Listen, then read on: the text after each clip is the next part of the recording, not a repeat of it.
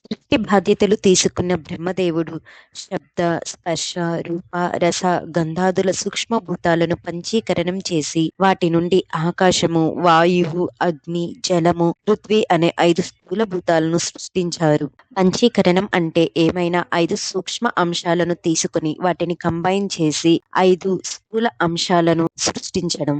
లిప్త కాలం నుండి యుగం వరకు ఈ కాలాన్ని సృష్టించారు. లిప్త కాలం అంటే దాదాపుగా ఒక క్షణంలోని 60వ వంతు.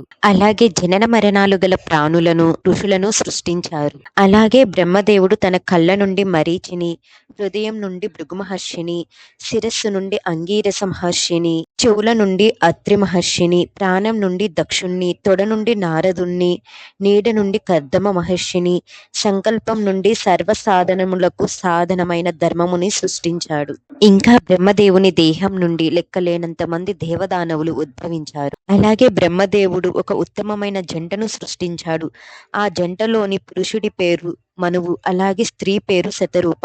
శతరూప యోగిని మరియు తపస్విని. అపురూప సుందరి అయిన ఆమెను మనువు విధి విధానంగా వివాహమాడి స్త్రీ సంపర్క జనితమైన సృష్టిని చేశాడు. ఈ జంటకు ప్రియవ్రతుడు, ఉత్తానపాదుడు అనే కుమారులు, ఆకూతి, దేవహూతి, ప్రసూతి అనే పేర్లు గల 3 కుమార్తెలు జన్మించారు. వారిలో ఆకూతిని రుచికి, దేవహూతిని కర్దమునికి, ప్రసూతిని దక్షునికి ఇచ్చి వివాహం చేశారు. నెక్స్ట్ ఎపిసోడ్ లో దక్షుడు ఇంకా ప్రసూతి యొక్క సంతానము, అలాగే సతీదేవి యొక్క జననము తెలుసుకుందాం. Please like, share and subscribe for more updates.